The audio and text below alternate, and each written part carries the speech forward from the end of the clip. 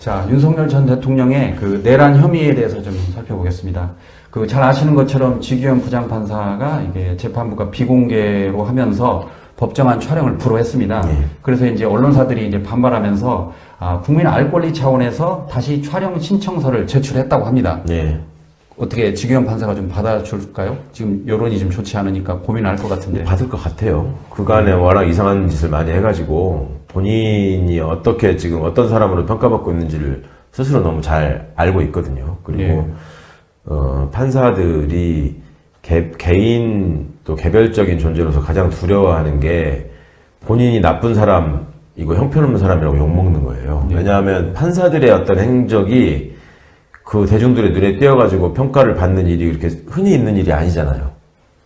그래서 그런 거에 노출돼가지고 그 어떤 평가를 받게 되는 걸 굉장히 두려워하고 그게 또 나쁜 쪽으로 형성이 되면 더더욱 스트레스를 받거든요. 근데 지금까지는 좀 소영웅주의에 빠져가지고 이상한 짓을 하고 있었다라는 게 중평인데 무엇보다도 사법부 내에서 지규현 판사의 태도를 지금 이해하지 못해요. 대부분의 사람들이 왜 그런 결정을 했으며 왜 회피도 하지 않고 재판 진행을 하는 과정에서도 왜 불필요한 오해를 그렇게 자꾸 사느냐 이런 얘기들이 계속 거기서 여론화돼서 들리고 있을 거기 때문에 본인도 이런 상황에서 가장 안전한 방법은 예전 사람들이 했던 대로 가는 거예요. 그러면은 특별히 욕먹을 일도 줄어들고 핑계댈 것도 많아지잖아요. 근데 앞선 대통령의 재판 과정에서 다 선례가 있었으니까 그대로만 하면 되는 건데 굳이 그거를 거슬러 가지고 오기를 부리면서 더 이상 욕먹을 그럴 정도의 용기나 배짱은 없는 사람 같습니다.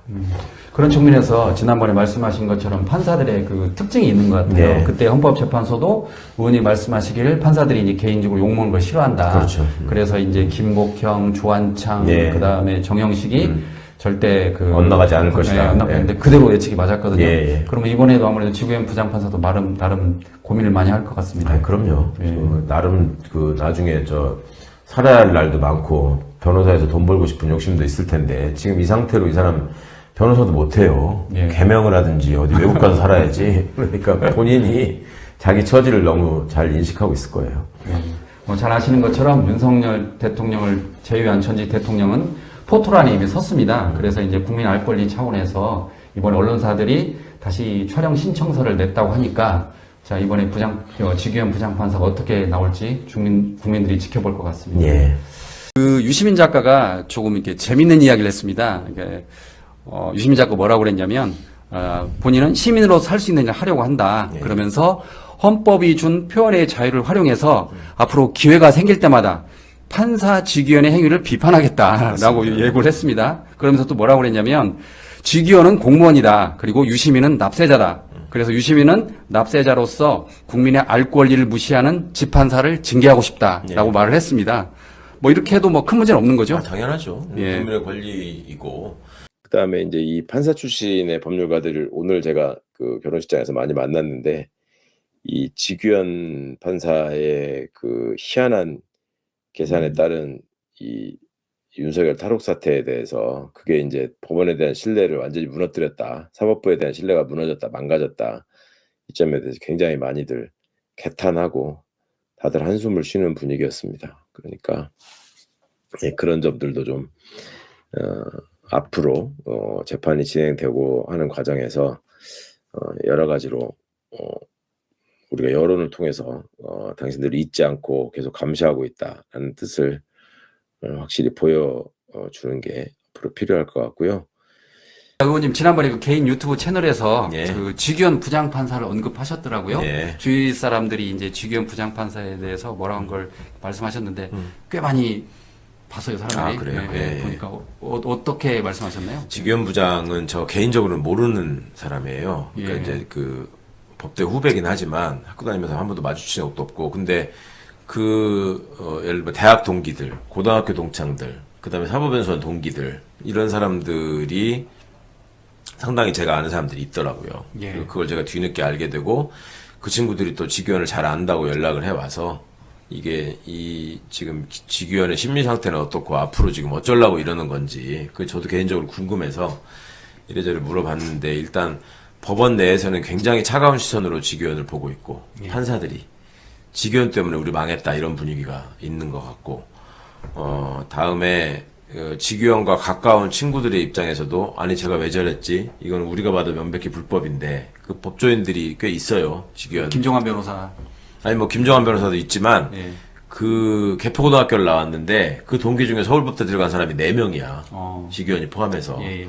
그러니까 그 외에도 또 김정환 변호사는 연대 출신인데 거기도 있고 하니까 그런 분들도 다 이 사안을 또 친구가 맡고 했으니까 더 관심 있게 봤을 거 아니에요. 예. 그러니까 이 결론을 보고 너무나 다 깜짝 놀란 거예요. 예. 이거 왜 이랬을까? 그래놓고 결국은 이제 검찰 핑계를 대는 건데 사실은 그게 판사로서는 굉장히 좀 비겁한 태도죠. 자기가 자기 선에서 판단을 하고 했어야지 이거는 상급심 핑계대고 검사 핑계대고 이런 꼴이 됐거든요. 근데 지규현 판사가 그동안에 판사로서 쌓아온 커리어에 비춰보면 법원 내부에서 나름 능력을 인정받은 면이 있었더라고요. 대법원 재판연구관도 2번이나 했고 그리고 어떤 대인관계나 이런 거에서도 되게 쾌활하고 명랑하게 이렇게 생활을 해왔었대요. 그래서 일반적으로 그 MBTI에 뭡니까? I가 내향형이라고 그러나요? 그러니까 이가 외향이고 I가 그쵸. 내성적이죠. 그러니까 이 사람은 확실한 이해에 해당 예. 판사 중에 드문 확실한 이해에 해당되는 사람이었는데 이번에 이런 일을 저지르고 나서 본인이 굉장히 힘들어하는 것 같고 그래서 친구들이 연락하기에도 좀 그렇더라. 그리고 지가 알아서 할 텐데 이제 친구들의 공통된 어떤 생각이나 판단은 뭐냐면 지규현이가 어떤 내란 세력과 합심해가지고 또 모종의 지시를 받고 아니면 어떤 약점이 잡혀서 윤석열이를 맘먹고 풀어주고 저 재판도 망가뜨리려고 지금 움직이고 있다. 이런 걱정하시는 분들이 있잖아요. 예. 워낙 황당한 일을 봤으니까. 근데 그 정도는 아니다. 예. 기본적으로 그 판사로서 그간에 거쳐왔던 과정이나 본인의 어떤 철학이나 이런 걸 비춰볼 때 그렇게 막 나가는 그런 정도는 아니고, 친구들이 입장에서 오히려 걱정하는 거는 저거는 윤석열이가 유죄 판단을 받고 중형을 면하기가 어려울 텐데, 그러면 그거는 새 대통령이 취임한 이후에 판결이 나올 텐데, 예. 지금 재판 진행 속도를 예. 보면. 그러면 그때 가서 저 정권 바뀌기 전에는 저쪽 눈치 보면서 윤석열이 풀어주고 바뀌고 나니까 또 이쪽 눈치 보고서 중형을 선고하는구나. 예. 그러면 이게 형편없는 사람이 될 수 있잖아요, 진짜. 그렇죠. 예.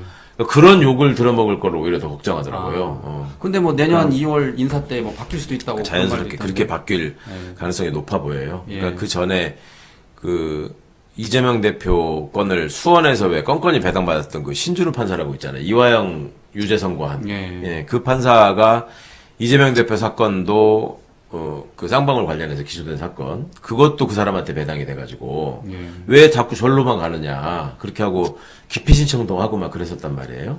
근데 그 사람을 인사이동을 통해 가지고 빼고 새 판사가 갔거든. 그러니까 지규현의 경우에도 사법부 전체가 지금 위기의식을 느끼고 있기 때문에 재판 진행되는 과정에서 인사이동 시기가 오면 자연스럽게 교체될 가능성이 높아 보이고요. 또 본인이 또 그런 거를 염두에 두고 재판을 또 빨리 진행하지도 않는 것 같아요. 원래 본인이 2주 동안 3번 하겠다면 이렇게 공언을 했었거든. 근데 지난번 4월 달에 재판은 5월 12일 날인가 또 기일을 잡았다는 거예요. 그러니까 거의 한 달 가까운 시간으로 뒷기일을 잡은 걸로 봐서는 본인의 약속도 지금 지키지 않고 좀 풀어져 있는 상황인데. 결국 본인이 부담을 느끼니까 그냥 그렇죠. 늦췄다가 이제 2월 인사 때 예. 빠지면. 네. 그러면, 다른 측면으로 보자면은 윤석열이가 이제 추가 수사하는 과정에서 이 내란 사건과 관련한 증거인멸의 흔적이나 탈옥한 이후에 그런 것들이 발견되면 지규현이 직접 법정 구속을 할 가능성도 높다. 예. 그 법사위에서 나온 이야기인데 또 그 지규현 부장판사가 룸살롱 접대 의혹을 받았다는 거예요. 되게 충격적이었어요. 예. 예, 어떻게 보시죠? 김용민 의원이 이제 제보를 공개를 했고 예. 오늘 이제 당 관계자들 얘기를 들어보니까 상당히 구체적인 제보가 입수가 됐고 오늘 밝힌 거 외에도 또 있나 봐요. 만약에 이제 어영부영 부인하고 또 딴소리 하면은 더 공개할 게 있는 것 같던데 이 부분이 되게 중요하고도 민감한 부분이죠. 이 중요한 사건을 맡아가지고 이상한 결정을 반복하고 있는 지금 해당 판사가 접대를 받았다는 의혹이 있다라고 하는 거는 특히 또 뭐 특정 룸살롱 이런 얘기까지 나왔잖아요. 근데 그 술집이 웬만큼 단골이 아니면 그 사람 신원이 누군지 뭐 직업이 뭔지 이런 거 알기 어렵습니다. 그렇잖아요. 어쩌다 한 번 간 사람은 어떻게 알아요? 매번 갔을 가능성이 높거나 아니면은 함께 간 사람이 그 술값을 지불하면서 내가 어떤 분을 지금 모시고 왔다. 잘 모셔야 된다. 뭐 이런 얘기를 했으니까 알았을 거 아닙니까? 그러니까 이게 진짜 심각한 거죠. 그러니까 김용민 의원은 아까 질의 과정에서 최소한으로 청탁금지법 위반에는 무조건 걸리는 것 같다. 뭐 술값이 뭐 몇백만 원 나오는 데니까 이렇게 얘기를 하던데 근본적으로 이거는 뇌물수수의 여부를 판단해야 될 사안이고 아마 시민단체가 고발을 하는 것 같던데 이건 수사를 받아야 되고 본인 입장에서도 명확하게 해명이 되지 않으면 더 이상 판사 생활을 하면 안 되는 그런 사안인 것 같습니다. 예.